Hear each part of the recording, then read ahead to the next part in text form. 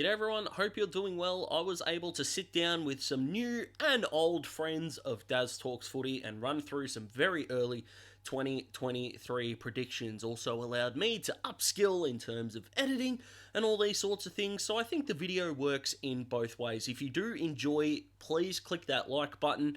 The AFL draft does allow the YouTube algorithm to really help out. Given that a lot of people are watching draft content, December, January tends to be the non-football period, which means if you like the video, the YouTube algorithm will be able to recommend the video to more people. More people means we can grow the Daz Talks Footy family. So if you enjoy what you see, click that like button, subscribe if you haven't already. The fact that we're almost at 700 is extraordinary, and I'm overwhelmed with the support that you guys have given me. I so hope you enjoy the video. Thank you to everyone who jumped on with me throughout the video and allowed this to happen. We hope you enjoy, but here is the 2023 early pre-season prediction gauntlet. Hope you enjoy. Jake here from SaintsTV, and I've got Pommy from PommyInOz. I've got on-air radio partner AJ King here. I've got Smithy here, the #1 fan and the very first subscriber to Daz Talks Footy. And I've got Jeremy here from the Centre Bounce YouTube channel. Mate, are you ready to run the 2023 way too early pre-season gauntlet? Never been more ready, mate. Mate, let's smash it. Yeah, absolutely. Daz, looking forward to it, mate. Yes, I'm ready. I've got my answers written down. Let's do it. First up, I asked who they suspected would jump up the ladder in 2023. Gold Coast. Ooh, why? I don't know why I said that. That's a good start. Ben King's back from injury. There's 60 goals they didn't have this year. I've got a good feeling about Port Adelaide this year. I think that they had a disappointing year last year, mixed with injuries, bit of bad luck, some close games that they lost just by a score and a bit. So I think they'll get it right this year. And I think all fit and firing, I think they'll be one of the teams that slides into the 8. I'm not too sure many sides from outside that top 8 will change, to be honest. I've sort of more looking at the fact that I think Richmond will be the biggest movers. As much as it hurts to say, I think it's going to be Essendon. They've got a new coach in the door with Brad Scott, who I rate as a very good coach from his time at North Melbourne. So I think the difference in coaching between him and Ben Rutten is going to be pretty stark, and it's going to instantly take them into a better team. My bet is either Gold Coast or Carlton. I think both of them are pretty close to make it into the top 8. I think Gold Coast was a bit unlucky, and they seem to have a really good first half of the season and then later on teeter off. I think next year, with Witts coming more into that pure ruck role, with Ben King coming back, they're going to really push for finals. So I reckon they'll jump up. For every riser, there's a faller, so I needed to know who they suspected would slide down the ladder in 2023. Oh, I say this every year, mate, every single year, and I hate them, but they always keep winning. The Cats. It's got to be time. At some point, I'm just going to say it until it happens, and then I'm going to claim that I was right. I don't like, this is going to be controversial, but I don't like the Doggies this year. I think the Dunkley loss, Rory Lobb being their big summer acquisition, I think they were lucky to get in the 8 at Carlton's expense on percentage. I think that they're in for a long, hard year this year, the Doggies. The one for mine that I think will slide, and they were outside the top 8, and that's Port Adelaide. I think, and I've been pretty bullish on this. I said this last year. They've obviously lost Robbie Gray, Carl Amon to your boys. I think they've brought in Jason Horne-Francis and also Junior Rioli, but their biggest thing, that's not what they needed.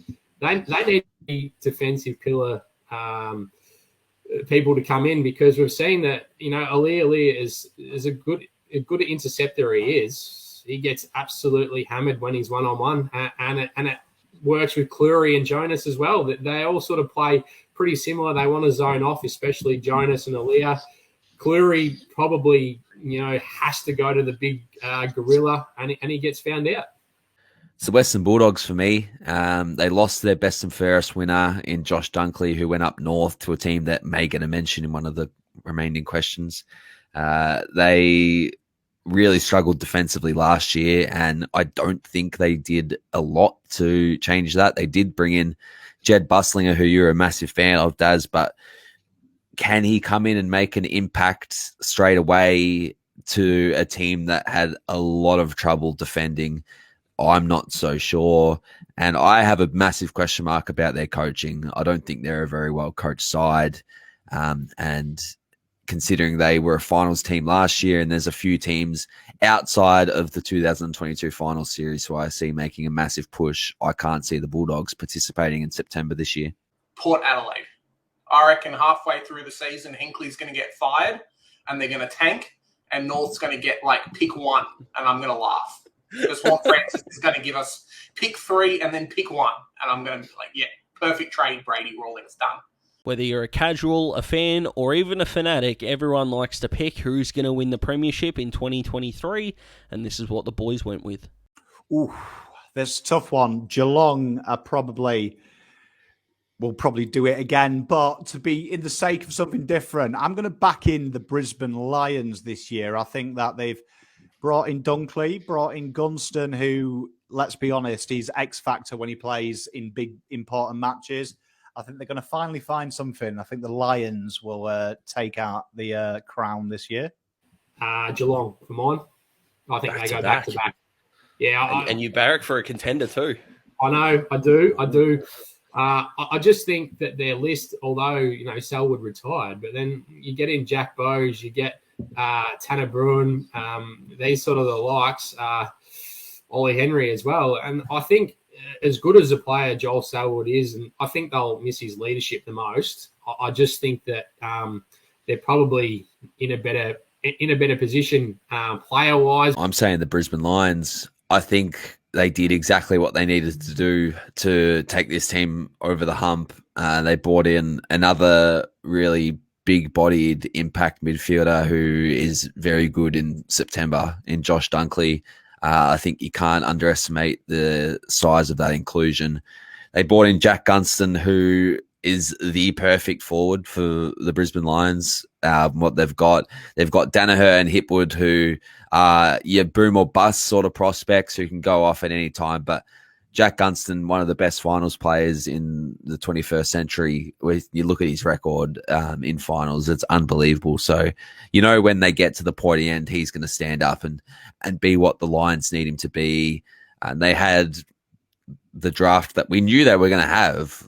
They were always going to get these two players, but the fact that they are now in the fold officially, it just goes to show they had one of the best off seasons you can dream to have. It's either Melbourne, Geelong, or Brisbane. Speaking to a lot of Brisbane fans, I think it's theirs to lose. So my bit's going to be Brisbane next year.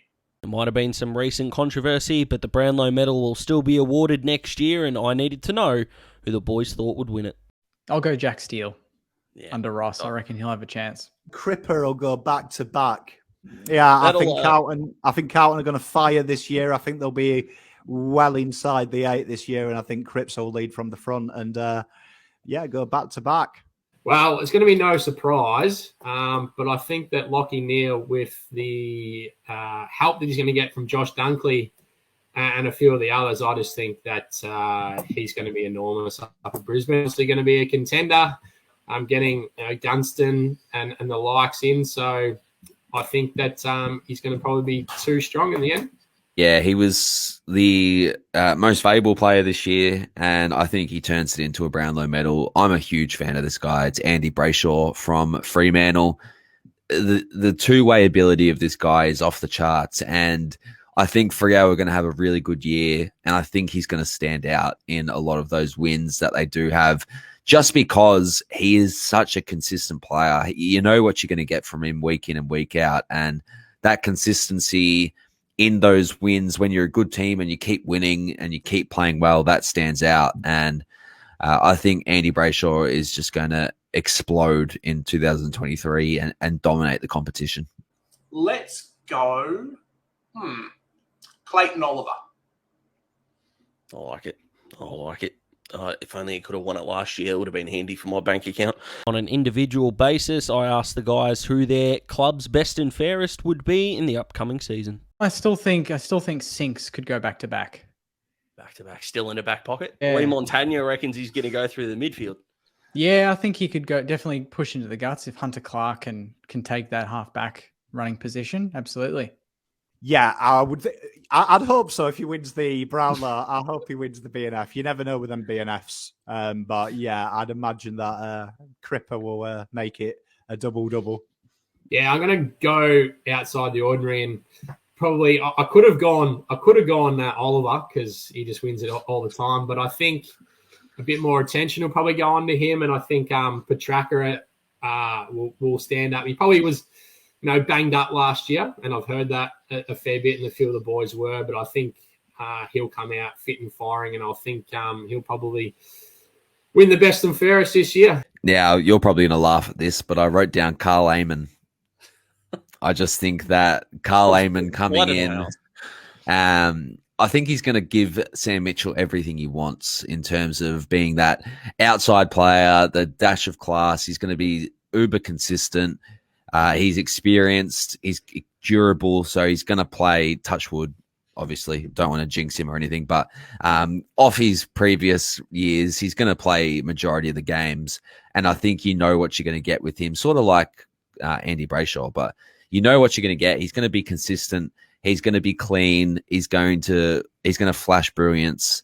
And I think he's going to play the role that Sam Mitchell wants down to a T, which is always good in the eyes of the coaches, which at the end of the day is what a best and fairest comes down to. A few of the guys who have been close, I don't think will be as much anymore. If I had to put some money on it, let's go LDU. I think he's going to jump up next year, and he's just going to take that midfield role and run with it. And I would expect high votes every game, basically, for him. So he's my pick. Now for the guys that not many talk about, who are going to be their club's most improved player? I'm going to go Cooper Sharman. I think he'll do well. What's brought that out? Do you reckon he's going to kick a few more? Yeah, I think we trialled him in the back line late last year, and it was good, but it just didn't utilize the talent that he has. And I think Max King needs a sort of outlet that Sharman can provide. And I think Ross is kind of no fuss. He'll put him back in the forward line and could easily get 30. If we get 30 goals out of him, very happy. I think our most improved this year, he was very good last year, but I think he will really cement himself in the names of every Carlton fan. I think Jesse Motlop is going to be the star for Carlton next year. I think he's got a few run of games. I think next year he's going to really kick on all cylinders and answer the question of what we've been asking since Betts first left. Who's the next little pocket forward that's going to kick us the goals? So I think he's going to relish next year with the big boys. For mine, Trent Rivers. I think with Jaden Hunt moving to West Coast, there was probably a toss-up between him and Jake Bowie.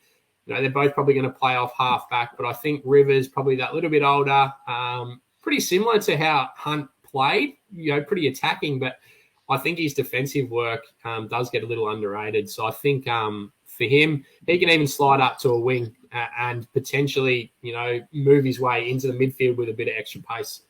I think it's Will Day, and I think we finally get a full sample size of the Will Day experience because, as we know, he has shown flashes of greatness as a Hawk, but his body has really let him down, whether it be ankle injuries, concussion, he had a knee injury. He really has been unlucky in his first few years of senior footy, but he's put on some size, he's put on some muscle mass. He's definitely looking the strongest he's looked in the AFL system, and I think that he really takes a massive step and turns into one of the Hawks' most important players in 2023. I've got Jackson Archer. I think is going to cement his spot in the back line as a kind of small to medium defender because he's been dominating the preseason at the moment, and he kind of did in the last half of last year as well. I reckon Josh Goder is going to be there. Had a good, I think it was round 23 game and kind of showed what he can do. Has already put on about 8 or 9 kilos since then. And I think it's going to be the return of Will Phillips as well. An obscure best and fairest winner is up next, and I didn't want to hear Marcus Bontempelli at the Dogs or Clayton Oliver at the Demons. Give me a real dark horse to win a best and fairest in 2023. I was going to say, because I know there's rumours of Dan Hanbury getting picked up by the Gold Coast. I was going to say Hannah's at the Gold Coast. Does that count? I think Caleb Sarong at Fremantle. I think we're seeing the twilight years of Nat 5. I know Brayshaw gets the raps there, but I think Sarong's the one that's forgotten about there, and I've got a feeling that Sarong now coming into his prime, and he's had a few years in the AFL now. I think he's going to really shine and take the game apart and be a big star for Fremantle this year.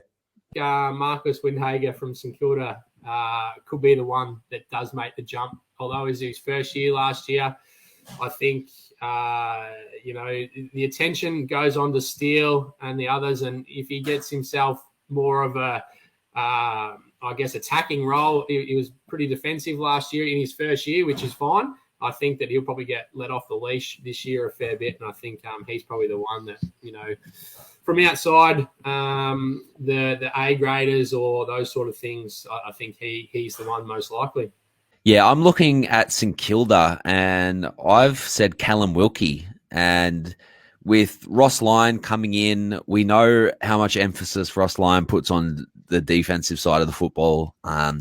And Callum Wilkie is an absolute guru at that. You know how good he is defending one-on-one, but he also provides that offensive bounce from the back 50. So I love Callum Wilkie. I think he is a really, really good footballer. I think he does his job to perfection. And while some coaches may not see that as much as others, I think Ross Lyon is definitely one of the coaches who will have a laser focus on the defensive group and the back six. So I think Callum Wilkie just goes to another level this year and gets the credit that he probably deserves in my eyes.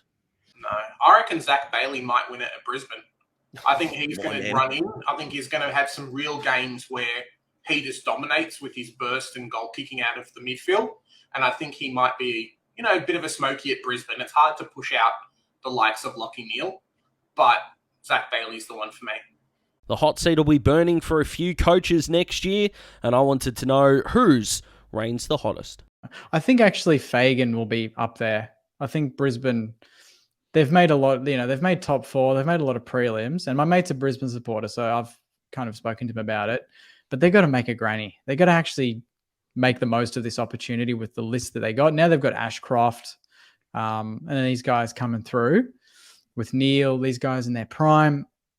They need to take the moment, and they haven't done it. And the longer they don't, I think the more pressure Fagan gets under. I've picked them for being the risers, but I'd say Ken Hinckley has a lot of pressure on him. I think a lot of Port fans wanted him gone last year. There was rumblings the year before. He's coming into the last year of his contract. So I think every loss, particularly early, is going to be under a microscope. So even though I fancy Port this year, I think he's going to have a lot of pressure because I think the media like sharpening the knives, and he's been there a long time. So I think if they lose a couple in a row, I think he's going to feel a furnace underneath him. Ken Hinckley. I just think the fact that I just think that, with Robbie Gray retiring, Travis Broke's probably 1 year away, I would think, although I think he's a great player. And if he was in Victoria, we'd be speaking about him a lot more. I just think that, Charlie Dixon's banged up. We've seen Scott Lysett miss a huge chunk of seasons before. Can Todd Marshall go to another level? We saw him, have a breakout last year, but does he get more attention from the first named backman? Probably he does. And then you see the fact that Eamon's gone with his ball use outside. I think that's a big factor. And you start to look at it, where does the class come from in the midfield to be able to supply guys like a Georgiadis and Marshall and Dixon? And can Dixon, play a full year? So yeah, I think there's too many question marks for mine up at Port Adelaide at the moment. It's Luke Beveridge, and it goes back to my team that's going to jump down the ladder. Is Luke Beveridge a good coach? We could probably do a whole video on this, Daz, but yes, he won the grand final in 2016, but what has he done since then? Yeah, they made a grand final. They got absolutely pumped, blown off the park. They got bounced in the first round of the finals last year.